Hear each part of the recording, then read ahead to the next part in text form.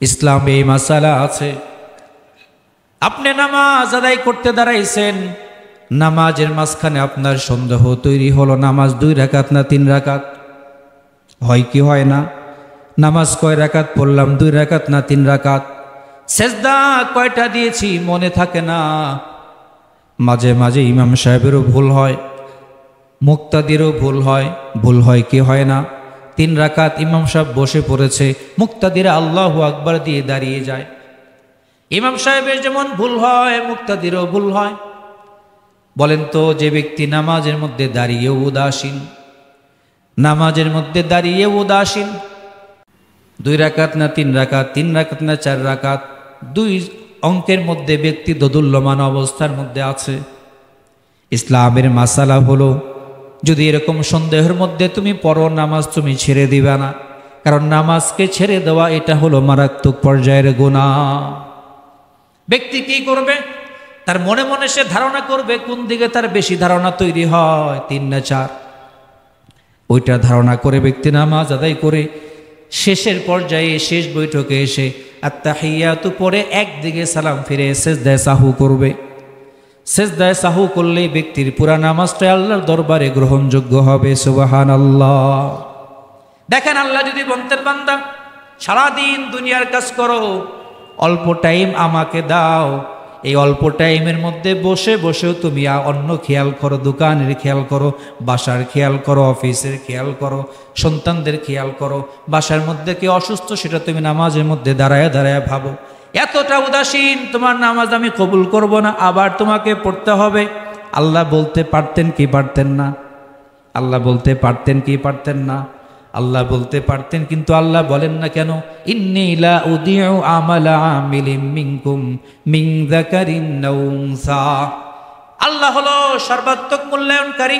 আল্লাহ যদি বান্দাকে বলেন বান্দা তোমার নামাজটা বাতিল করে দিলাম, আবার পড়তে হবে, বান্দা যে এতক্ষণ বলে কষ্ট করলো, এই কষ্টের কোনো বিনিময় বান্দা পাইল না, আল্লাহ তাআলা বান্দার কোনো আমলের অবমূল্যায়ন করেন না। আল্লাহ তাআলা বান্দার এই সেজদায়ে সাহুযুক্ত ত্রুটিযুক্ত নামাজটাকে কবুল করে নেন। ইসলামে নিয়ম আছে, ফরজ ছুটে গেলে নামাজ বাতিল হয়, ওয়াজিব ছুটে গেলে শেষে সেজদা সাহুদের নামাজ হয়ে যায়। মাসালা আছে না? নাই আছে। আপনি কোনো জায়গায় বেড়াইতে গেলেন, এশার নামাজ রক্ত হয়ে গেল, চতুর্পাশে একেবারে অন্ধকারাচ্ছন্ন, কিছুই বোঝা যায় না। কোনো ব্যক্তির কাছে জিজ্ঞাসা করবেন কোন দিকে কিবলা, সেই সিস্টেমও আপনার নাই। ইসলামের সিস্টেম কি? আপনি ধারণা করেন কোন দিকে কিবলা হতে পারে, একটা ধারণা করে আপনি নামাজ আদায় করা শুরু করেন। আপনি 2 রাকাত পড়ে ফেলছেন এশার নামাজ, কোনো ব্যক্তি এসে বলল এই মুসল্লি আপনি যে দিকে ফিরে নামাজ পড়েছেন এটা কিবলা না, সম্পূর্ণ উল্টা দিকে আপনি আছেন। বলেন তো ইসলামের মাসালা কি নামাজ কি ভেঙে দিবে? না না না, ব্যক্তি নামাজ ভেঙে দিবে না। তাকে যখন জানানো হবে তুমি উল্টা দিকে আছো, ব্যক্তি কিবলার দিকে ফিরে যাবে। আল্লাহ তাআলা বলেন আগের 2 রাকাত নামাজ, যে 2 রাকাত নামাজ ব্যক্তি কিবলা ছাড়া অন্য দিকে পড়েছে, নিয়ম তো ছিল কবুল হবে না, নিয়ম তো ছিল কবুল হবে না, নিয়ম তো ছিল কবুল হবে না। আল্লাহ বলেন বান্দা আমি তোমার আমল নষ্ট হোক এটা চাই না, বরং তুমি ঘুরে যাও, তোমার আগের 2 রাকাত নামাজও কবুল হবে। সুবহানাল্লাহ। আল্লাহ তাআলা বান্দার আমলের কি পরিমাণ মূল্যায়ন তিনি করেন, কল্পনাই করা যায় না। তার কারণ হলো তিনি বলেন আমি বান্দার কোনো আমলকে নষ্ট করতে চাই না, বান্দা তো আমার জন্যই দাঁড়িয়েছে, হোক সে একটু উদাসীন ছিল, হোক সে একটু অলস ছিল, কিন্তু সে তো আমার জন্যই আসছে আল্লাহ আমার ঘরে, সুতরাং আমি তার এই আশা, তার এই পরিশ্রম আমি নষ্ট হতে দিব না, বরং তার আগেরটাও হবে, পরেরটাও হবে। সুবহানাল্লাহ। দুনিয়ার কেউ হলেও কবুল করতো না। আমার সামনে যদি কেউ নামাজ পড়তো, আমি বলতাম বাদ দাও তোমার এরকম নামাজ, তুমি আবার ঠিক করে পড়ো, ভুলে ভরা নামাজ তুমি আমাকে সামনে কেন নিয়ে আসছো? আল্লাহ বান্দার কোন আমলকে অবমূল্যায়ন হোক এটা চান না। তার কারণ হলো দেখেন তিনি তার হাবিবের মাধ্যমে নির্দেশ প্রদান করেছেন, হুকুম জারি করেছেন, তোমরা শ্রমিকের পরিশ্রমের মূল্য তার ঘাম শুকানোর পূর্বেই দিয়ে দাও। ইসলামে হাদিস আছে কিনা নাই বলেন? যদিও এটার উপরে আমল আমরা অধিকাংশ মানুষই করি না। সারাদিন কাজ করলো আমার বাসায়, যখন সে আমার কাছে টাকা চাইতে আসে, আমি অনেককেই বলতে শুনেছি তোমার এত টাকা পয়সার দরকারটা কি? অনেকেই বলে এত টাকা পয়সা দিয়ে তুমি কি করো? আরে বাবা, সে কাজ করেছে, তুমি কাজের বিনিময় দিবা, তোমার এটা বলা দরকারটা কি? সে জাহান্নামে যাক, টাকা নিয়ে সে উড়াগ্গা ফেলে দেখ, তোমার সমস্যাটা কি? কাজ করলো 700 টাকা, কাজ করলো 1000 টাকার বিনিময়, তুমি টাকা দিয়ে দাও, তুমি এই কথা কেন বলো? অনেকে আছে বলতে শোনা যায়। নাউজুবিল্লাহ। ইসলামের বিধান এটা না, ইসলামের বিধান হলো এটা, সে কাজ করেছে, তার শ্রম, তার যে এখনো সে কাজের অবস্থার মধ্যে আছে, তার গায়ের মধ্যে এখনো সে কাজের ভাব আছে, এই ভাব যাওয়ার আগে টাকা দিয়ে দাও, ভাব যাওয়ার আগে টাকা দিয়ে দাও। আচ্ছা বলেন তো, আল্লাহ তাআলা যদি বান্দাকে এই নির্দেশ দিতে পারেন, তার ব্যাপারে তিনি কি নির্দেশনা পালন করেন? বান্দাকেই বললেন তুমি ঘাম শুকানোর পূর্বে দিয়ে দাও।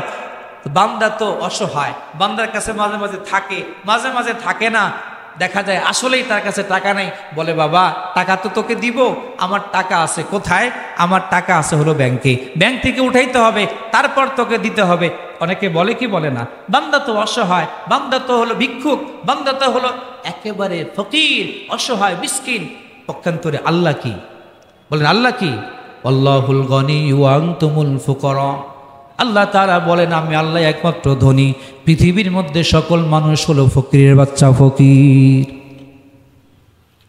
আল্লাহ তাআলার কাছে খাজানা আছে, ওয়ালিল্লাহি খাজাইনুস সামাওয়াতি ওয়াল আরদ। মানুষ মাঝে মাঝে অসহায়ত্ব বোধ করে, আল্লাহ বলেন আমার কাছে খাজানা আছে, কোনো জিনিসের কমতি নাই, যতই দেই আগের মতো থাকে, সামান্যতম কোনো কম আমার খাজানার মধ্যে হয় না। মানুষকে যদি আমি বলতে পারি, শ্রমিকের তার ঘাম শুকানোর পূর্বে তার পারিশ্রমিক দিয়ে দাও, আমি আল্লাহ তাআলা নিয়ম হলো, বান্দা যখন নিয়ত করে কাজটা করেই নাই, নিয়ত করে শুধুমাত্র কাজটা আমি করব, নামাজে আমি যাব, হাদিসের মধ্যে নবী বলেন নিয়ত করার সাথে সাথে ওই আমলের বিনিময় কি হবে? ফেরেশতার সাথে সাথে আমল নামার মধ্যে লিখে ফেলে। আবার আমল করার সাথে সাথে আবার লেখে, নিয়ত করার সাথে সাথে একবার, আমল করার পর আর একবার। দুনিয়ার মানুষ যদি বলে আমি তোমার বাসায় কাজ করবো, লগে লগে কেউ টাকা দেয় না, না না। কিন্তু বান্দা যদি নিয়ত করে আমি কাজটা করব, আমি উমরায় যাব, আমি হজে যাব, ফেরেশতার সাথে সাথে তারা আমল নামার মধ্যে লিখে ফেলে সে একটা উমরা বা হজ আদায় করেছে। সুবহানাল্লাহ। কেন? কারণ আল্লাহর তো দিতে কোনো সমস্যা নাই, তার খাজানা এত বিশাল। আল্লাহ বলেন আমি দুনিয়ার সব মানুষকে যদি অধিক হারে দেই, কোটি কোটি টাকা প্রত্যেকটা মানুষকে দিয়ে দেই, আমার খাজানায় চুল পরিমাণ কমতি হবে না। সুবহান। আল্লাহ তাআলা বান্দার আমলকে খুব বেশি কি করেন? মূল্যায়ন করেন। সুবহানাল্লাহ। কি পরিমাণ মূল্যায়ন করেন? যে একটা উদাহরণ আপনাদের সামনে আমি পেশ করতে চাই। দেখেন, পয়গম্বর নূহ এর নাম আপনারা শুনেছেন? পয়গম্বর নূহ আলাইহিস সালাতু ওয়াস সালাম অনেক দামি একজন নবী ছিলেন, জলিলুল কদর একজন নবী ছিলেন, হাই লেভেলের এলিট পার্সন একজন নবী ছিলেন। তার ব্যাপারে পাওয়া যায় আল্লাহ তাআলা তাকে অঢেল সম্পদ দিয়েছিলেন, সন্তান সন্ততি সম্পদ, কোনো কিছুর অভাব ছিল না পয়গম্বর নূহের জীবনে। তো শয়তান আল্লাহর কাছে বলল, আয় আল্লাহ, নূহকে আপনি অনেক সম্পদ দিয়েছেন, অনেক সন্তান দিয়েছেন, সেজন্য সে আপনার ইবাদত বন্দেগী করে। যদি আপনি এগুলো না দিতেন, সে আপনার ইবাদত বন্দেগী করতো না। নাউজুবিল্লাহ। কে বলে? শয়তান। কাকে বলে? আল্লাহকে। আল্লাহ বলে তাই নাকি? না, এরকম তো হওয়ার কথা না, সে তো আমার পয়গম্বর, সে তো আমার নবী, সে তো আমার জন্যই সব কিছু করে। আচ্ছা, তুমি যে বললাম একটু পরীক্ষা করি। আল্লাহ তাআলা তার সকল সম্পদ ছিনিয়ে নিলেন, সব সন্তান সন্ততি মারা গেল, স্ত্রীরা তার থেকে ভেগে চলে গেল, একজন ছাড়া। এক কথায় তার যে বিশাল সাম্রাজ্য ছিল সব ধূলিসাৎ হয়ে গেল, মুহূর্তের মধ্যে বরবাদ হয়ে গেল, তিনি নিঃস্ব হয়ে গেলেন। সকালবেলার ধনীর তুই, ফকির সন্ধ্যাবেলা। বিষয়টা পয়গম্বর নূহের বেলায় প্রযোজ্য হলো, সব তিনি হারালেন। আল্লাহ তাআলা ইচ্ছা করে সব কিছু কেড়ে নিলেন। এখন ফ্যাক্টরিও নাই, বাগানও নাই, সন্তানও নাই, স্ত্রীও নাই, সব শেষ। তিনি একা নিঃস্ব। শুধু নিঃস্ব না, আল্লাহ তাআলা তাকে এমন রোগ দান করলেন, রোগের মধ্যে তিনি প্রচন্ড ব্যথায় কাতরাইতেন সব সময়। তার গায়ের মধ্যে পোকা ধরল, তার গায়ের মধ্যে পোকা ধরেছিল, পোকাগুলো তাকে কামড়াইতো, বড় কষ্ট পাইতেন। এক ব্যক্তি কাছে গিয়ে দেখলো পয়গম্বর নূহ আলাইহিস সালাতু ওয়াস সালাম প্রচন্ড অসুস্থ অবস্থায় পড়ে আছেন, কিন্তু তার জবানটা নড়তেছে।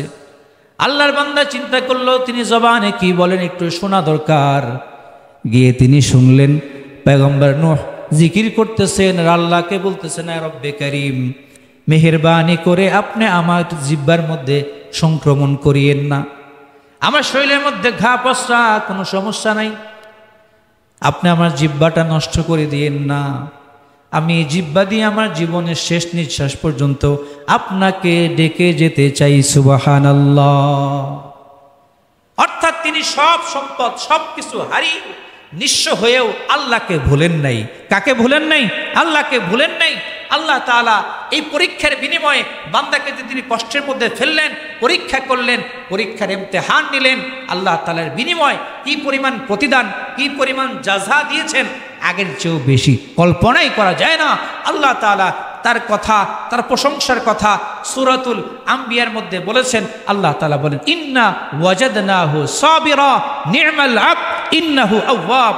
দুটো আয়াত পয়গম্বর নূহের ব্যাপারে আল্লাহ তাআলা নাজিল করেছেন। তিনি বলেন, ইন্না ওয়াজাদনাহু ইন্না ওয়াজাদনা আইয়ুবা, আমি আইয়ুবকে পেয়েছি সাবিরা, ধৈর্যশীল। সুবহানাল্লাহ। এজন্য দেখবেন মানুষ মাঝে মাঝে সবরের আলোচনা করলে নূহের নাম চলে আসে আলাইহিস সালাতু ওয়াস সালাম। সবরের আলোচনা করতে গেলে কার নাম আসে? নূহের নাম আসে। কারণ তিনি যেই পরিমাণ সবর আর ধৈর্য ধারণ করেছেন, পৃথিবীর মধ্যে কেউ এত বেশি সবর আর ধৈর্য ধরতে পারে নাই। সুবহানাল্লাহ। আল্লাহ তাআলা তার দুইটা প্রশংসা করেছেন, ইন্না ওয়াজাদনাহু সাবিরা, আমি তাকে অত্যন্ত ধৈর্যশীল পেয়েছি, নি'মাল আবদ, সে কতই না উত্তম বান্দা। সুবহানাল্লাহ। আল্লাহ যদি সার্টিফিকেট কোনো বান্দার ব্যাপারে দেন, আমার এই বান্দাটা কতই না উত্তম, সুবহানাল্লাহ, আল্লাহ সার্টিফিকেট দিয়ে দিলেন। অন্য আয়াতের মধ্যে বলেন, ওয়া ওয়াহাবনা লাহু আহলাহু ওয়া মিসলাহু মাহুম রাহমাতাম মিন্না ওয়া যিকরা উলিল আলবাব। আমি আল্লাহ তাআলা এই পুনরায় তাকে পরীক্ষায় উত্তীর্ণ হওয়ার পর তাকে আবার আগের মতো সম্পদ দিয়েছি, শুধু তাই না, আগের চেয়ে বেশি দিয়েছি। সুবহানাল্লাহ। আল্লাহ তাআলা বান্দাকে কি পরিমাণ মূল্যায়ন করতে পারেন, আপনি যদি কল্পনাও করতে পারবেন না। আপনি একজন মানুষের জন্য কিছু করে দেখেন, সে আপনাকে সেই পরিমাণ মূল্যায়ন করবেন না। আপনি যে পরিমাণ চান সেই পরিমাণ মূল্যায়ন সে নাও করতে পারে, কিন্তু আল্লাহ তাআলার কাছে চাইবেন এক, আল্লাহ আপনাকে দিবে 10। সুবহানাল্লাহ। একটা হরফ পড়লে কয় নেকি বলেন? একটা হরফ পড়লে কয় নেকি? আপনি একজনের কাছে 1 টাকা চাইলেন, সে আপনাকে 10 টাকা দিবে? বলেন না 10 টাকা দিবে? না না না, 10 টাকা দিবে না। 1 টাকা চাইলে 1 টাকাই দেয়, আল্লাহর কাছে 1 চাইলে 10 দেয়। সুবহানাল্লাহ। ছোট্ট করে একটা কথা বলি, সময় তো শেষ, আলোচনা কি করব। মোহতারাম হাজিরিন, তাই খলিফাতুল মুসলিমিন হযরত ওমর রাদিয়াল্লাহু তাআলা আনহু মক্কা থেকে সফর করছিলেন মদিনার দিকে। কথা বুঝেন নেই? যাত্রাকালে রাত্রি হয়ে গেল, তিনি প্রতিমধ্যে তাঁবু গাড়লেন, তাঁবু গেড়ে একদম খালি ময়দানের মধ্যে শুয়ে পড়লেন, আসমানের দিকে তাকাইলেন। তারা তো নবী প্রেমিক ছিলেন, আসলি নবী প্রেমিক ছিলেন। তিনি দাঁড়ায়া শুয়ে শুয়ে আসমান দেখতেছিলেন। হঠাৎ করে মদিনার আসমানের কথা মনে পড়ল। সুবহানাল্লাহ। কিসের কথা মনে পড়লো? মদিনার কথা মনে পড়লো। যারা আশেক তাদের তো এই অবস্থায় হয়, একটা দেখে দেখে একটা, ভাবে আর একটা, দেখে একটা, ভাবে কি আর একটা। দেখা তার মদিনার কথা মনে পড়ে গেল, রাসূলের কথা মনে পড়লো। তিনি দোয়া করলেন, চিন্তা করলেন পরিবেশটা খুব সুন্দর, আকাশ থেকে যেন নূর চুইয়ে চুইয়ে পড়তেছে। তিনি হাত তুললেন, দোয়া করলেন, আল্লাহুম্মা রযুকনা শাহাদাতান ফি সাবিলিক ওয়াজআল মাউতি ফি বালাদি হাবিবিক। হায় আল্লাহ, আপনার পথে যেন শহীদ হইতে পারি, আমাকে তৌফিক দান করেন। আপনার হাবিবের শহরে যেন আমার কবর হয়, আমার মরণ হয়, সেই তৌফিক দান করেন। দেখেন দোয়া করেছেন, কে দোয়া করেছেন? কে দোয়া করেছেন? খলিফাতুল মুসলিমিন ওমর দোয়া করেছেন। আল্লাহ তাআলা কিভাবে মূল্যায়ন করেছেন, আল্লাহ তাআলা কিভাবে মূল্যায়ন করতে পারেন, কতটুকু মূল্যায়ন করতে পারেন। আল্লাহ তাআলা পয়গম্বর, আল্লাহ তাআলা খলিফাতুল মুসলিমিন ওমর রাদিয়াল্লাহু তাআলা আনহুর দোয়া কত উত্তম পন্থায় কবুল করেছেন। তিনি মরেছেন কোথায় বলেন তো? যে কোনো জায়গায় শাহাদাত বরণ করলেই হতো। তিনি আল্লাহর রাস্তায় শাহাদাত কিভাবে বরণ করেছেন? তিনি যে জায়গার মধ্যে নবীজি দাঁড়াইয়া নামাজ পড়াইতেন, অজু অবস্থায় নামাজের মধ্যে ছিলেন, এক আততায়ী তাকে আক্রমণ করেছে। এই আক্রমণ অবস্থায় তিনি পরবর্তীতে ইন্তেকাল করেছেন।